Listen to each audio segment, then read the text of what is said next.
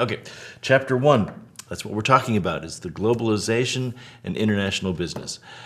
Globalization is the ongoing process that deepens and broadens the relationship and the interdependence between countries. International business is a mechanism to bring about globalization, not the other way around. Now, as you know, international business has been growing very rapidly in the recent decades because especially of the technological expansion, nonetheless the internet. And of course, not just the internet, but the electronic ways of transferring media, transferring money, transferring all kinds of things electronically. That is at the essence of the speed, not at the heart, but at the speed of technological expansion. So another thing that we've seen in the last years is the liberalization of government policies on cross-border movements. We'll talk about that. In North America, the NAFTA, in Europe, the EU, the European Union. And more than anything else, this refers to goods and services and the resources to produce them. The development of the institutions needed to support and facilitate international transactions. These are, of course, always keeping up with the speed and demand of these goods and services transfers. And not to forget, of course, the consumer pressures to buy foreign products and services. As people travel, as people get into international media, as people experience what's in other countries, there's a pull effect on products and services that obviously industry tracks very carefully and uses to keep up with. So there's an increase in global competition, a change in political situations, and a cooperation in dealing with transnational problems and issues. This cooperation is at times good and at times not so good. We'll take a look at that in more detail as to how we can, as individuals, minimize these transactional problems. Now, because of these factors, foreign countries are increasingly a source of both production and sales for domestic companies. This means that the foreign markets become a great way of getting the products moving, even if the domestic market is not as robust as it could be or used to be.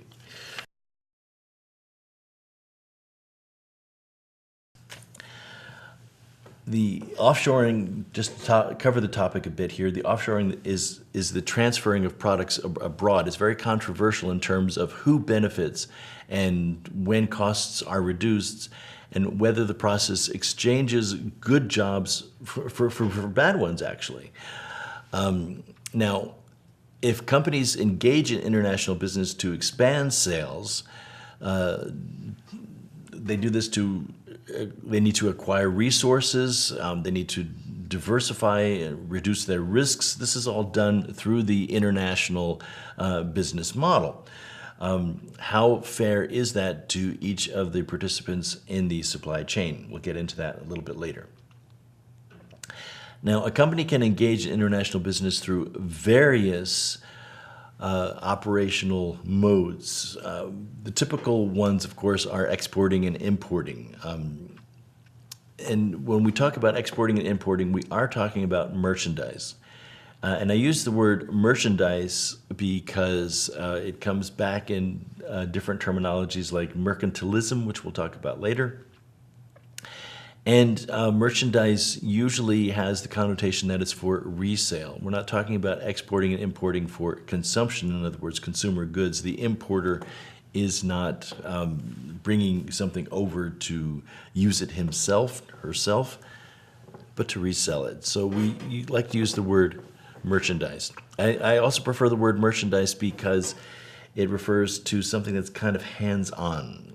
We talk often about goods, and 10 years ago I would use the word goods instead of merchandise here, but it's kind of lost its meaning here. It's been confused with services, so we talk about merchandising and services. The other thing that is very essential, and is actually where I personally do most of my work, is in direct portfolio investments, where there are collaborative arrangements with other companies which work together in the international scene as a unit, as a joint venture. This type of thing is very easy because it's very flexible. The joint venture basically implies that the companies have started to say equal stake, but that's not often the case, at least a partial ownership in a project which is defined as a short-term project. In other words, it is endable. It has a beginning, it has an end, and the multinational enterprises take a global approach to markets and production through joint ventures. Now, sometimes multinational corporations are referred to as MNEs or MNCs or even as TNCs.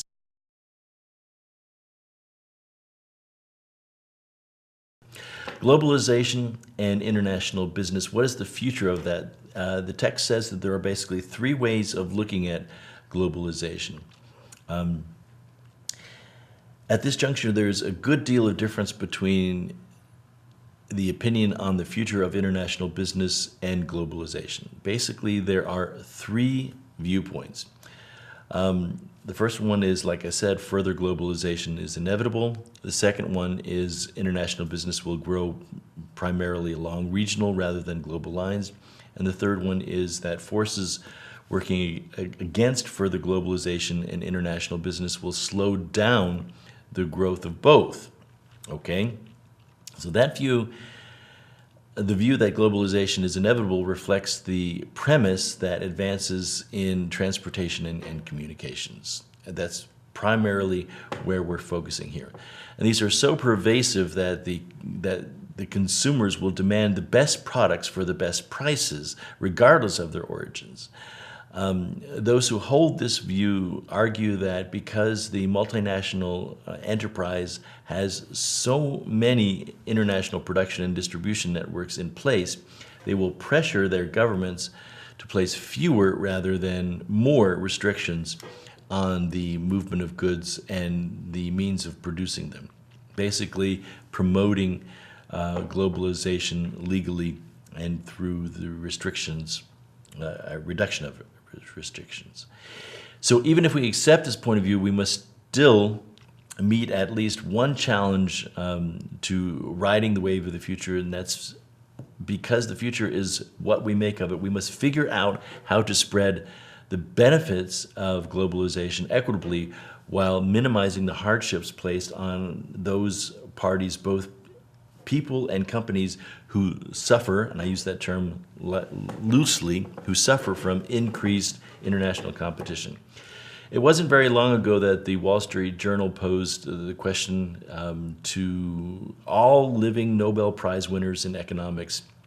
And the question was, what is the greatest challenge for the future?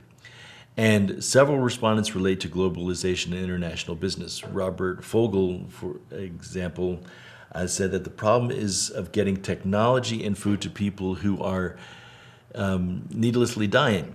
And both Vernon Smith and Harry Markowitz specified the need to bring down global trade barriers. Harry Klein called for the reduction of poverty and disease in a peaceful political environment.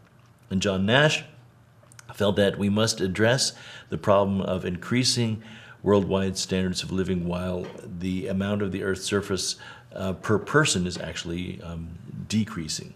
Clearly, each of these responses projects both challenges and opportunities for managers in the global arena. The second view is that the growth will largely be regional rather than global. And this is based on studies showing that almost all of the companies we think of as global conduct most of their business in home and neighboring countries. So in addition, most world trade is regional, and many treaties to remove trade barriers are actually regional agreements. So transport costs favor regional over global business. Further regional sales may be sufficient for companies to gain scale economics to cover the fixed costs adequately. Nevertheless, regionalization of business activity may be merely a transition stage. In other words, companies may first promote international business in nearby countries and then expand their activities once they've reached regional goals.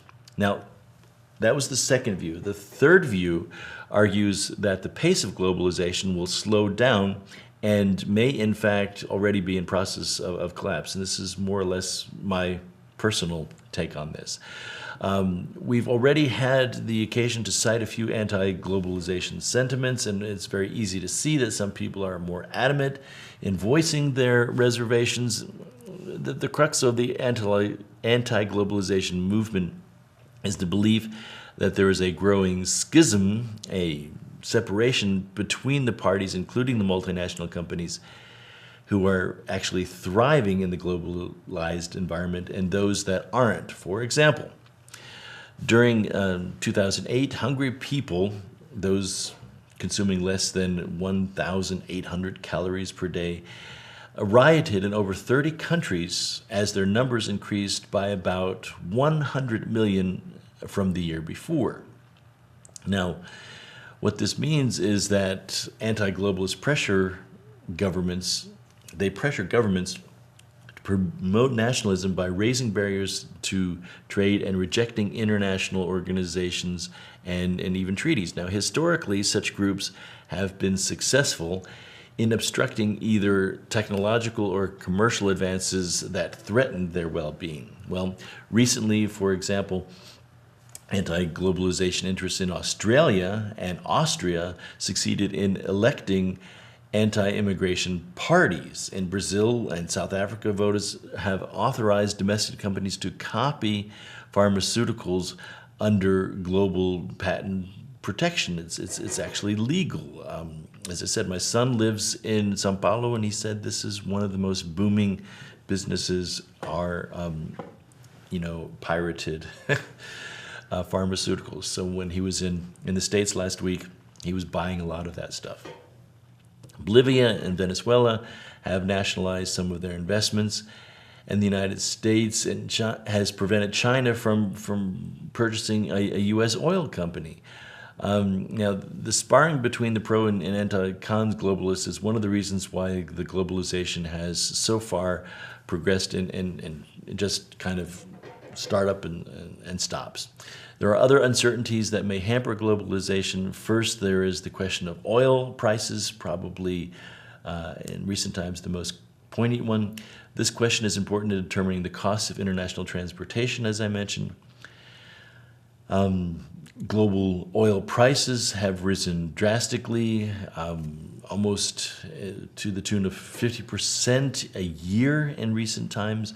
Many U.S. companies, such as furniture manufacturers and product bases, are facing very, very significant transport cost uncertainty. The economic recession that in 2008 led countries to employ measures to protect their own production. And the recent rises in safety concerns, our terrorism, the piracy of ships, all of these may inhibit companies from venturing into the international market.